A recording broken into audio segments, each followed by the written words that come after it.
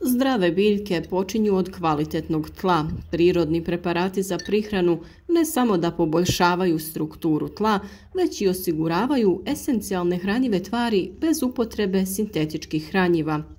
Među najboljim prirodnim dodacima je ljuska od jaja. Bogata kalcijem i drugim mineralima, lako dostupna i potpuno biorazgradiva. Umjesto da završava u otpadu, možemo je iskoristiti za uzgoj presadnica i obogaćivanje tla.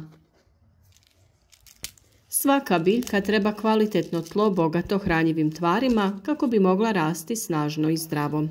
U konvencionalnoj poljoprivredi često se koriste sintetička gnojiva koja mogu negativno utjecati na ekosustav i smanjiti plodnost tla dugoročno. Zato je važno koristiti prirodne metode prihrane koje ne samo da hrane biljke, nego i poboljšavaju strukturu tla, povećavaju njegovu sposobnost zadržavanja vode i podržavaju razvoj korisnih mikroorganizama.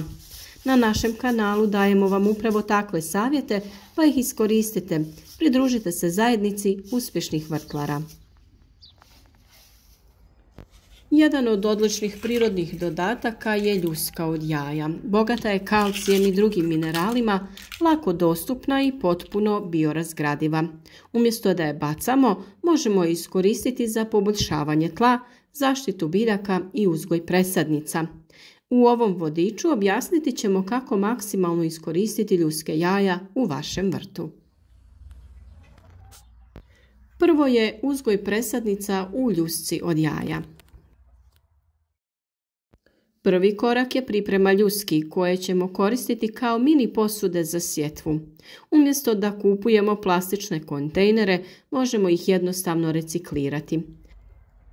Koristimo prepolovljene ljuske koje stavimo u kartonske podloške od jaja. Još jedan način reciklaže. Mi smo pronašli podloške koji su već od recikliranih materijala. Nakon korištenja jaja, pažljivo operite ljuske pod mlazom vode. Ostavite ih da se osuše na zraku ili ih kratko zagrijte u pećnici na niskoj temperaturi kako biste spriječili razvoj bakterija. Ljuske stavljamo u kartonske podloške za jaja koji su također izrađeni od recikliranog materijala i omogućavaju stabilnost. Nakon što su ljuske spremne, pripremamo kvalitetan supstrat za sjetvu. Najbolja kombinacija sastojaka uključuje zemlju bogatu humusom, što je osnova za rast korijena, perlit koji osigurava prozračnost i sprječava zbijanje tla, te zeolit koji pomaže u zadržavanju hranjivih tvari i smanjuje kiselost tla. Pomiješajte supstrat i perlit u omjeru 3:1, te dodajte manju količinu zeolita, oko 10% ukupne smjese. Smjesu dobro izmiješajte i po potrebi navlažite tako da bude rahla, ali ne previše vlažna. Punimo ljuske ovom smjesom i spremni smo za sjetvu. Sijemo sjeme željenih biljaka, paradajza, paprike, zelene salate, začinskog bilja i svih drugih kultura koje uzgajamo na ovaj način. Nakon sjetve lagano zalijemo, pazeći da tlo ostane vlažno, ali ne natopljeno. Optimalni uslovi za klijanje uključuju toplinu, idealno između 20 i 25 stepeni Celzijusa, dovoljnu vlagu i dovoljno svjetla. Ako sijemo u zatvorenom prostoru, koristimo lampe za uzgoj biljaka. Presadnice možemo držati i u klijalištu, što smo ranije prikazivali kako se pravi, ili na prozorskoj dasci uz osiguranu toplinu. O svim ovim temama smo već govorili, pa sve savjete potražite na našem kanalu. Nakon što biljke razviju prve prave listove, vrijeme je za presađivanje. Koristimo veće posude ili kontejnere sa zasebnim odjeljcima. Postupak presađivanja je sljedeći. Lagano vadimo biljke zajedno sa ljuskom. Prstima također lagano lomimo ljusku kako bi korijenje moglo lakše prodiriti. Stavljamo biljku zajedno sa ljuskom u pripremljenu rupu u tlu i prekrivamo dodatnom zemljom. Prednost ove metode je što se korijen ne oštećuje, a ljuska se postepeno raspada i oslobađa kalcij koji hrani biljku. Po potrebi po vrhu dodajemo još supstrata i naravno zalijemo biljke. One tu ostaju dok se ne stvore pogodni uslovi za presađivanje na stalno mjesto.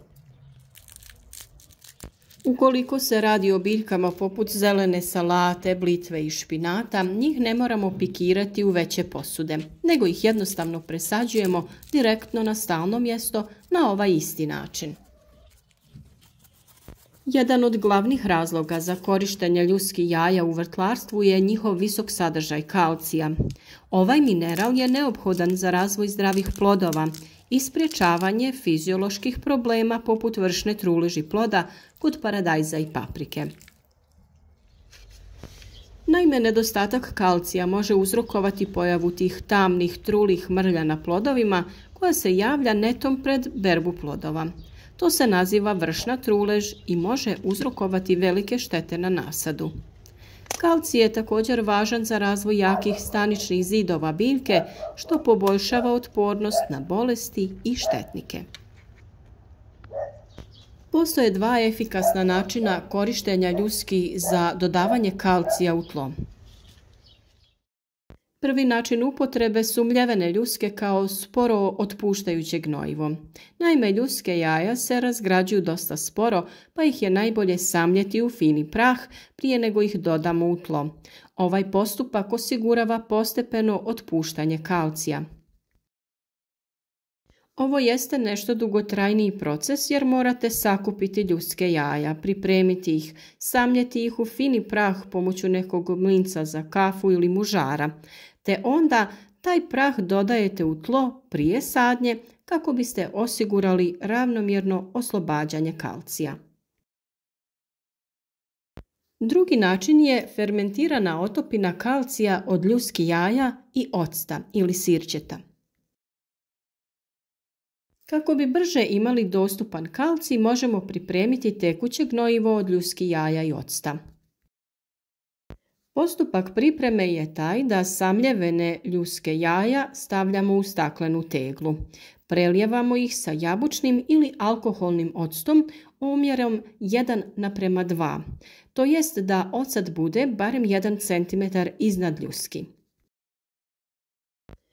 Doći će do određene reakcije pjenjenja i onda ovo ostavljamo nekoliko dana dok se ta reakcija ne završi i kalcij ne postane topiv u vodi. Otopina je gotova kada prestanu da se pojavljuju mjehurići. Ovu otopinu možete odmah koristiti ili spremiti na hladno i tamno mjesto te koristiti u roku od godinu dana. Ovu otopinu je potrebno razrijediti sa vodom u omjeru 1:10 i koristite za folijarno prskanje biljaka. Ovo tekuće gnojivo brzo osigurava biljkama potrebni kalcij i može spriječiti pojavu vršne truleži na plodovima. Naravno, mora se koristiti preventivno.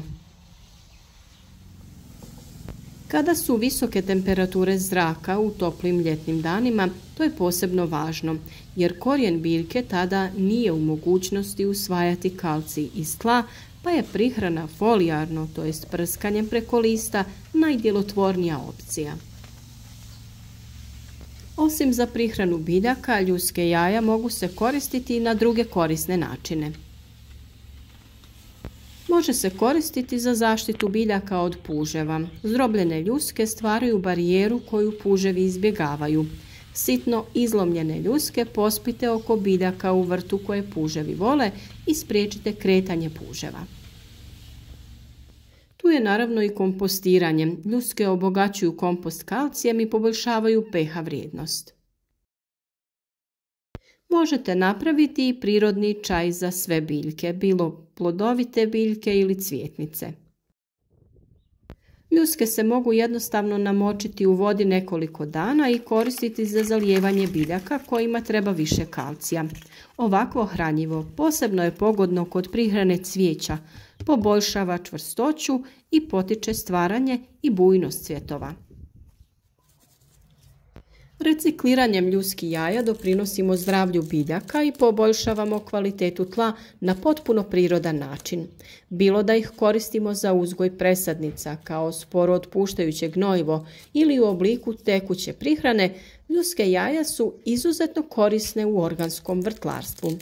Njihova pravilna upotreba može poboljšati rast biljaka, povećati prinose i smanjiti potrebu za kupovnim hranjivima, čineći vrt održljivijim i produktivnijim.